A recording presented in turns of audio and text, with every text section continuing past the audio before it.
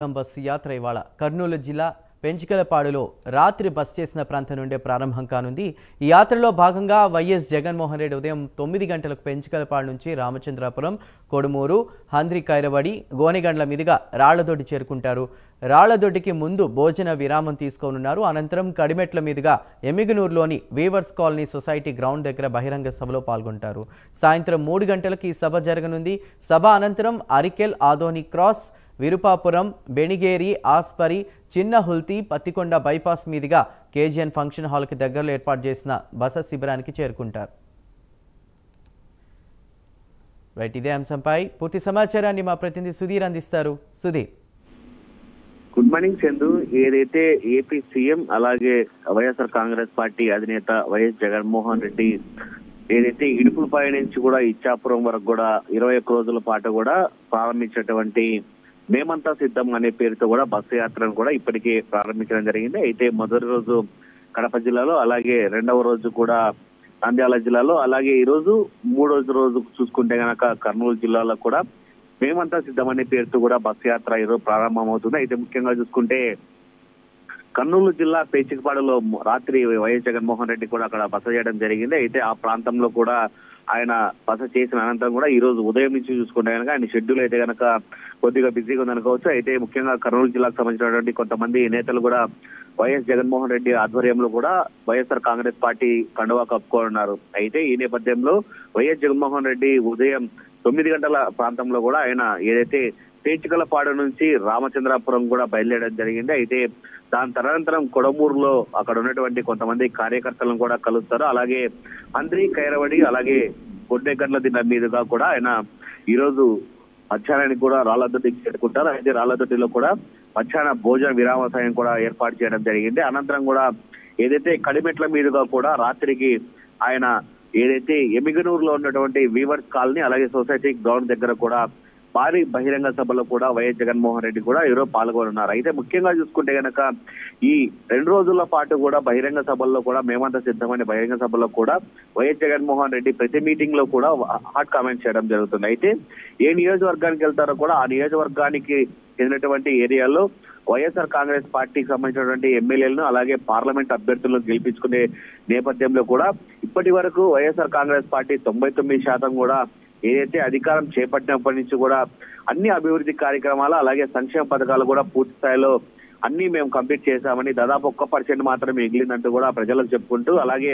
Bus యాత్రలో భాగంగా కూడా ఆయన బస్సు యాత్ర బయలుదేరినప్పటి నుంచి కూడా ప్రజలకు అభివాదం చేసుకుంటూ, అలాగే ప్రతి కార్యకర్తను అందరినీ కూడా ఆప్యాయంగా పలకరిస్తూ కూడా, అలాగే బస్సు ఓపెన్ టాప్ మీదకి కూడా అందరికీ కూడా ఆయన అభివాదం చేస్తూ కూడా ఆయన బస్సు యాత్ర అయితే కనుక కొనసాగుతుంది. అయితే ఇప్పటికీ చూసుకుంటే కనుక దాదాపుగా వైఎస్ఆర్ కాంగ్రెస్ పార్టీ 58 నెలల నుంచి కూడా ఇప్పటికే అధికారం చేపట్టించేవాడు కూడా పూర్తిస్థాయిలో ఏదైతే నవరత్నాల పేరుతో కూడా ముందుకెళ్లినటువంటి పరిస్థితుల్లో కూడా ఆ నవరత్నాలకు సంబంధించినటువంటి అన్ని కార్యక్రమాలు కూడా పూర్తి చేశామని చెప్పి వైఎస్ఆర్ కాంగ్రెస్ పార్టీ అధినేత జగన్మోహన్ రెడ్డి కనుక 2024 టార్గెట్ ఎన్నికల నేపథ్యంలో కూడా ఆయన ముందుకు వెళ్తున్న పరిస్థితి అయితే ఉంది. అయినా మరోపక్క చూసుకుంటే కనుక ఏదైతే ప్రతి నియోజకవర్గంలో కూడా చూసుకుంటే కనుక రోజుకు ఎవరో ఒకరు కూడా మొత్తంగా పార్టీలో కూడా జాయిన్ అవుతున్న పరిస్థితి అయితే కనపడుతుంది. అయితే ఈ రోజు ఉదయం నుంచి కూడా చూస్తే కనుక ఆయన ఎవరైతే కర్నూలు జిల్లాకు సంబంధించినటువంటి కొంతమంది నేతలతో కూడా ఆయన పూర్తి స్థాయిలో కూడా అక్కడ మీటింగ్ ఏర్పాటు చేసుకోవడం జరిగింది. అయితే రానున్న ఎన్నికల నేపథ్యంలో ఎట్లా వెళ్ళాలి, అలాగే మేనిఫెస్టోకి సంబంధించినటువంటి